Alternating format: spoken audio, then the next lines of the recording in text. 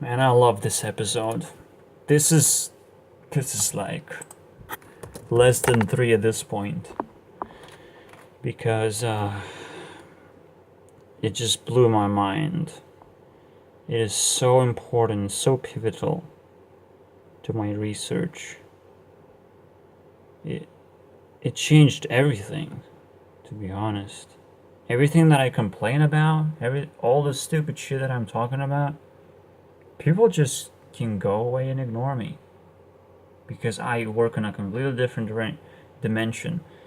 They can say I work in a conspiracy theorism direction. I'm just kind of theorist in general, and I could find very interesting parts in life that would enrich your way of thinking. However, that comes in a cost of hating yourself if you're a part of the society. Does that make sense? Because does this make sense? Self-love equals selfishness? Like, but that's what I got from every single person so far that doesn't seem to align with my values, that seems to live in a completely different dimension of a society, which I welcome you to. If you have found this video, there's a choice to be made. Again, I'll have to go back to the Matrix and say, do you want to take the red pill? But like, really? Do you really understand how difficult and important this choice is? Probably not. I'm going to explain. And I won't be able to explain it in a single video. Again, everything that I ranted about mostly consists of things, how society operates and how it has this liquid form. It doesn't actually form any consistency. It doesn't form anything that genuinely works. Because dating maybe worked in the past. Now it's a little bit more stupid and sexually oriented. And you have all these genders. Again, it's fluidity everywhere. And people try and drag as many concepts to make them to make people tolerate those concepts. And if you don't tolerate, then you're against the society, and you should be pushed into a completely different dimension. Now, it's not left against right. I think they both exist in a society, maybe. I mean, that's a question to be had. But just like being an extrovert or introvert, there's actually more than two things to think about. And mostly we think about, oh, it correlates with being social, right? Whether we extrovert or introvert, it's about how social we are, right? That means the more social we are, the more we care about society. Well, that's not exactly true, because most introverts are really innovative people and they contributed to society without being social. Think about that. Well, they weren't social, then how did they contribute to society? Magic, right? Well, that means it's not the way to figure out someone's personality. It's not a way to judge someone's personality, whether they're social or not.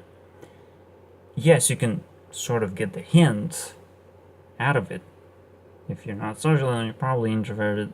But because, the people take this simple approach, they can only see whether a person is passive or active. Whether they are focusing on something that they like, they have a hobby, right? Or they just actively seek out social events and all these trends that are happening, or something like that they can jump on and profit for being more active than other people. And then there's accepting and rejective approach.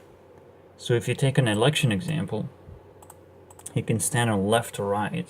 There's always like two major choices most of the time. I'm not exactly sure which one is active or passive, but for and against is like the same thing as accepting and rejecting. So you can be for something that is popular, and mostly between two sides there's going to be like a Donald Trump figure. Who's more popular? Just naturally more popular. And so you can be for or against that. So there's a second choice to be made. Even though you would think there are two choices, you're actually making two choices. You're choosing twice between those two choices, and then you land somewhere. Are you gonna be for or against, and which trait do you care about the most? Now,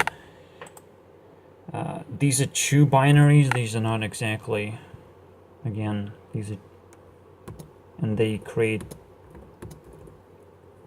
four personalities.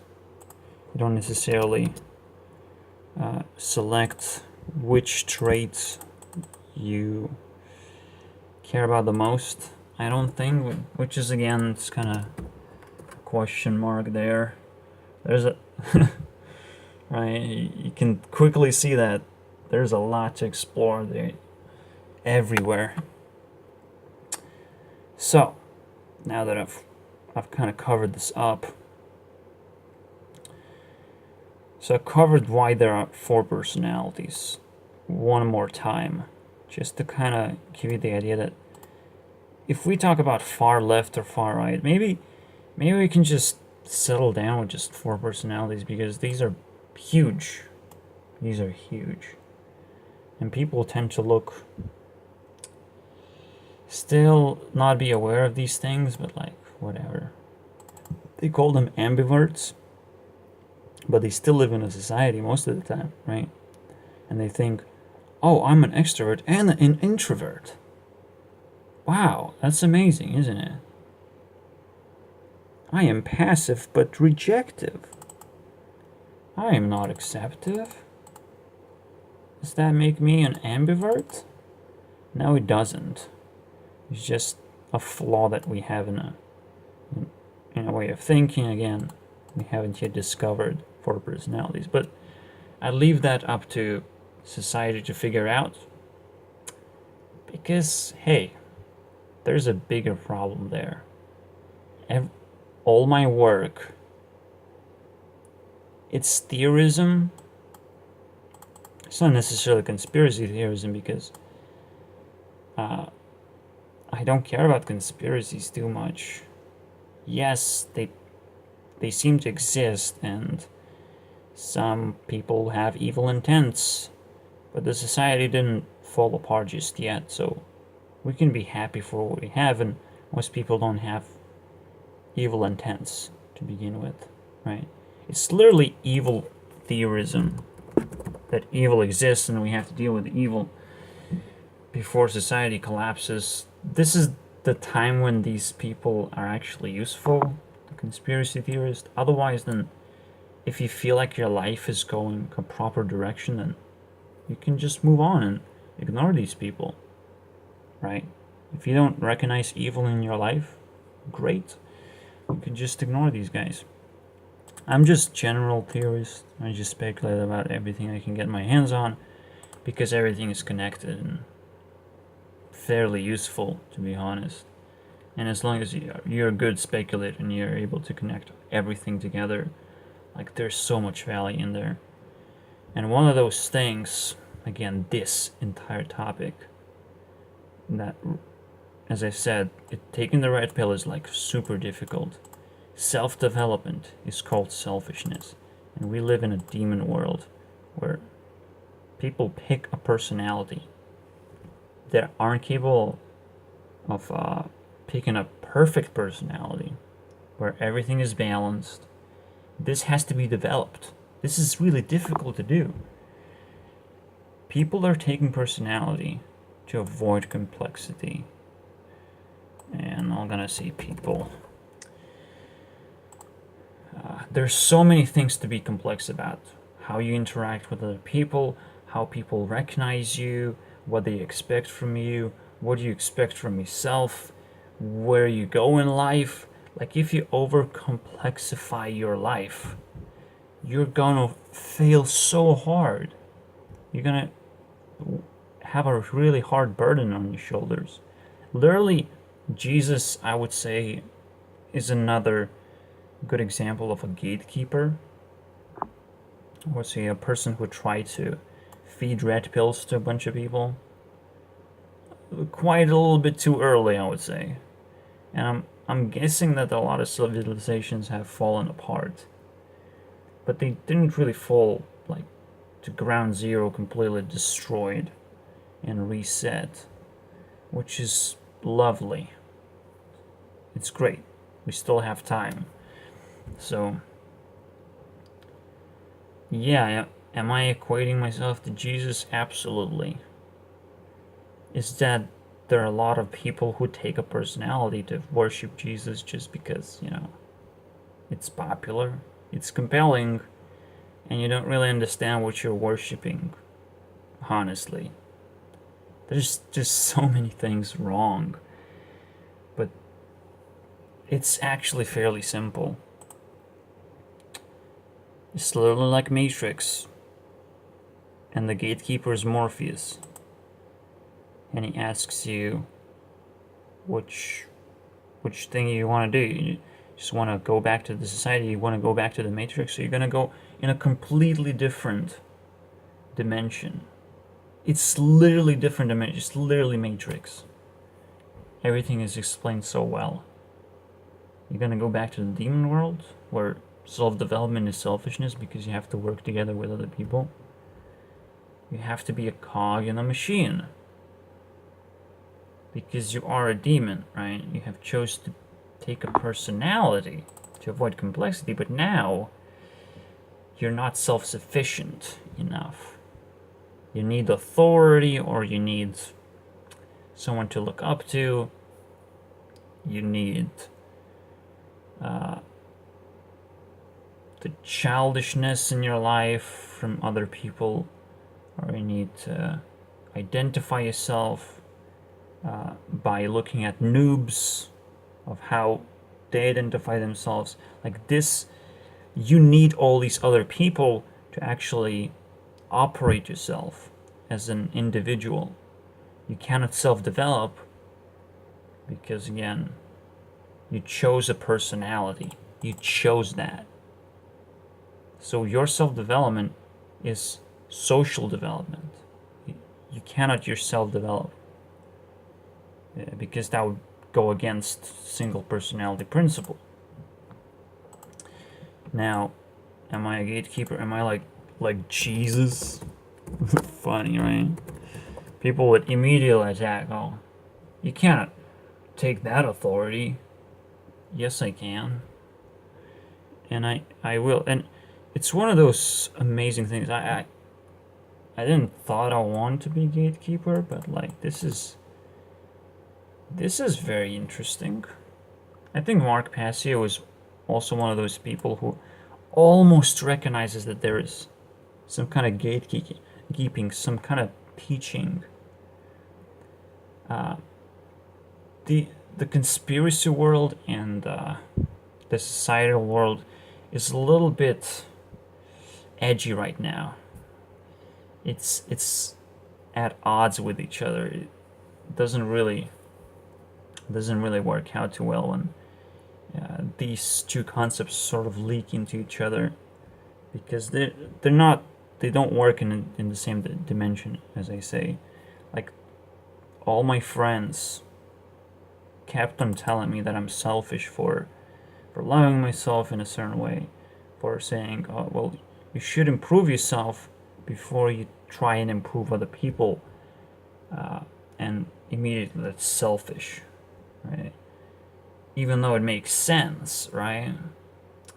However, in an environment, it makes sense to be kind, quite kind to other people, because if you find a consistent environment, semi-consistent, if you're kind to other people, They're gonna be kind to you. You're gonna get sort of value sharing to a certain extent. In a community, you would actually be even kinder and even more selfless. So this concept doesn't really work, but people don't see through it, I guess. Like what we have in a if I had a community, like I would be totally selfless because I would know this is consistent. I could just invest everything. I can give up everything, and it's gonna return me everything back that I need, right? You invest into community, and you get everything you need, and that's how you're supposed to do that. You're supposed to give up all the value that you have just to make sure that the community thrives. You give up everything that you don't need. And that's beautiful. That is so selfless. And this is how I would operate. So I still don't understand the selfishness, actually. Community, do you know how it works? Well, obviously, people just see me as anti-society. So yeah, they will say that self-development is selfish because they don't see that I'm a community person, that I'm even more left than they are, than the left is. I say I'm ultra left. So yeah, the gatekeeping is amazing. And it's so much needed. As I say, you don't want these concepts to leak out. You don't want people to freak out. And what YouTube is doing, and this censoring, and people like, what is happening, right? Why some things are being censored? What is going on? But these are leaks that are happening, and as a gatekeeper, I have to clean these things up and say, hey guys, it's different dimensions. We gotta live our lives. We gotta understand where we live. And as a conspiracy theorist, don't attack the society. The society works a completely different way than you would understand. Same goes for people in a society. If you feel like self-development is selfish, then you have a single personality and you don't want to improve yourself, you don't want to look into a mirror because you're going to see a disgusting individual, but a good person overall, right? You're a good person because you associate with other people, but as an individual, you're just shit, right? If you see that, then you belong in a society. If you're too scared to improve yourself, then great. Keep on going where you're going. It's fine. It's going to be depressive sometimes, but like, you can get over it, and you can get even more courage from the gatekeeper when you understand that, oh, this is where I belong, right? When you make that choice, when you stand before me and you have to make that choice, that judgment, like, oh God, oh my God, this is like the worst episode in terms of how crazy it is. Like, the worst I equals the best. I mean, Jesus.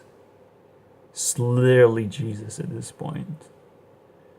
You literally stand before me and make that choice. Red pill? Blue pill? Which dimension do you choose? Do you want to wake up in a society? Or do you want to wake up in this forming of a community? It's dark at first. It's like really dark and scary and it's crazy in there. You probably don't want to go there unless you have a lot of courage. I went this direction and there's a story to be told. Like, how did I get there? So that's for the future. It's crazy. Blows my mind immediately. And spawned engine, guys. Yeah, maybe I'm gonna send. Yeah, as a gatekeeper, it's for the both worlds. I would have said back in the day, maybe I'm just gonna keep it for myself. But nah. I mean, it might just be that same pill in a more artistic form. Spawned engine, whatever game I create. The Creeper's Forge, right? It could be at the gate. And the gatekeeper would be that Mr. Creeper, right? Mr. Creep. That's crazy. I already have a wonderful story. Okay. of two brothers making their choices. It's a wonderful story, right? One of them chose to stick with the creepers. And the creepers represent something as well, as I've said. It's one of the monster types. Now, so just a relief. I'm gonna say what other people talk about, and yeah, probably gonna start creating a Discord very soon, and it's gonna be very sophisticated Discord, very community-based Discord. If you will have to build yourself up, you have to build your experience up, and I will be able to just smash you with a hammer if I see you shitting around. I'm gonna rip that experience off, and you will lose a lot of privilege for that. That's an amazing system that I want to implement. I have never seen that system before, where you don't just get banned, but you simply get ripped off for all the things that you have accumulated so far. If you don't have nothing, then you get sort of banned for a little while. That's fine. Or you don't get any experience for a little while. That would be better.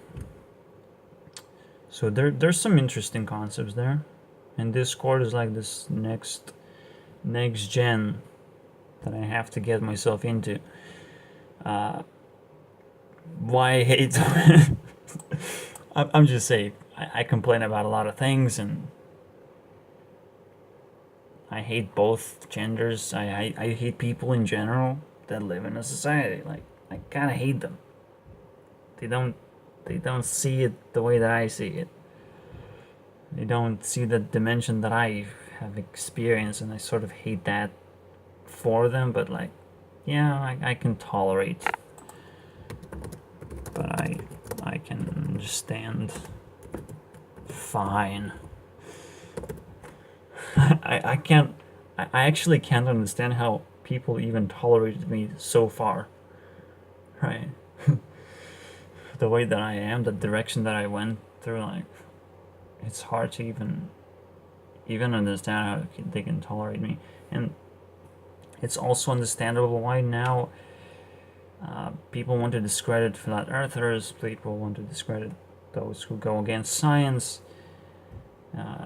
even Christianity in a way. So basically conspiracy theorists as a whole, they want to discredit that.